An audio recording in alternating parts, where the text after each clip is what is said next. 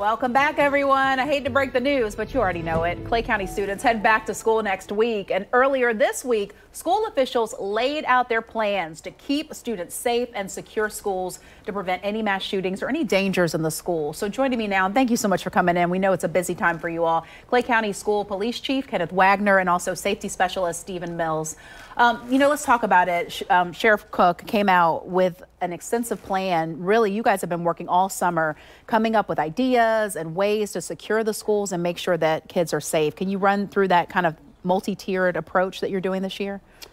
Well, what we're doing right now, we're just making sure that all our campuses are retrofitted with single point access. Our last school is Orange Park High School, and just making sure that after the first bell, all the guests and children are coming in single point access. And that is so important. I mean, I remember growing up, you could almost get into school anyway. I mean, that's really changed. And I think the mindset as far as the teachers and the students all to respect that and the need to keep doors locked. And if you see something, say something. Say something.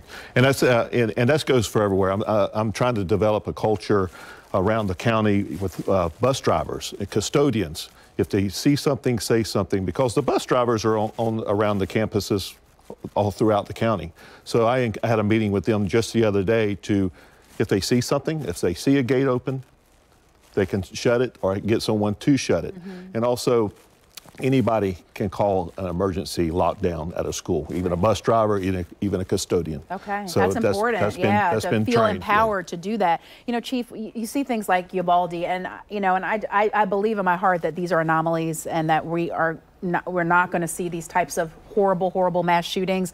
But students come to school, they know what happened, they see it. How do you kind of create that culture where you want people to be vivid or aware, and to say something, but also feel safe that they can come to school and they can do what they need to do to learn? Hopefully with our presence there, with Clay County's pretty fortunate that we have both guardians and school police officer, so that hopefully that the community does see that we're out there, that we're being proactive in everything that goes on our campuses, so that they can feel safe, because no child should come to school to feel unsafe. They need to come to school, be comfortable, because it's molding the rest of their lives, and we want them to take the opportunity to learn and not be scared. Let's talk about a new program called CHIRP, because everything has to have a protocol and a path in order to make sure the kids know what's going on, that parents can be reunited if something does happen. Yeah, the County Hazardous Incident Response, that is something, should we ever have an incident that occurs on a campus, this would be what the CHIRP is, what would occur within the first 45 minutes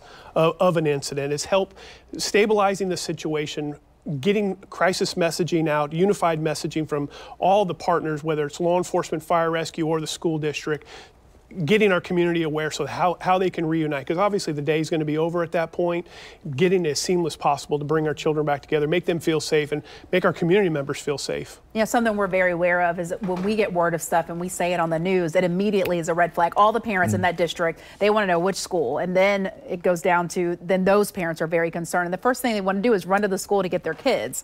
So how is that reunification process happening? How can parents know what's going on besides what they hear from us? So what we are encouraging our community to do is to use Safer Watch app. We're going to use some crisis messaging through the Safer Watch app, Twitter, or in any of those type of platforms. Also, the district will use their normal protocols with robocalls. That we're going to give them specific directions on exactly what to do, because when all these resources converge on an incident, roads are going to be blocked, are going to be congested. We're going to let people know exactly where to go. So one, it helps ease those panics and fears, and then get those children back together. So it's a very comprehensive plan that is seamless and very efficient, in my opinion. So parents need to get the app, though, and then monitor Twitter. That's going to be one of your biggest places to let folks know.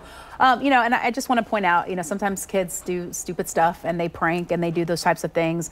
We do not live in a society where that is acceptable anymore. Right. Absolutely. And even the state of Florida, through there's an app called Fortify Florida, and you can, children or whoever abuses that can actually get in trouble now. And, we want them to, call if necessary, but we also want to make sure they're doing the right thing.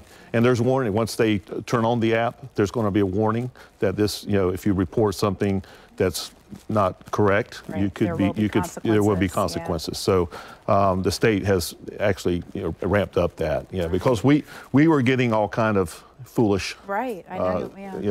It's just waste resources. Yeah, And I'd like to segue on that as a school district, we do take a proactive approach when maybe a child's in crisis, because some of these, what we've seen in previous with Marjorie Stoneman and well as Uvalde, that there were red flags. Well, we're looking at those and taking a proactive approach. Maybe there's crisis. Maybe there's something in the home, something that is causing them, whether it's a bullying, to identify those so that we can bring normalcy to that student and maybe not cause any harm or anything like that. I love that. Well, there you go. I mean, definitely reassuring for parents to hear that proactive approach. And thank you for the work that you do. I know it's tough, and all you want to do is keep our kids safe, and that's going to happen this year. Yes, yeah, thank absolutely. you so much. It's going to be a great year. Yeah. All right, and start soon. It does.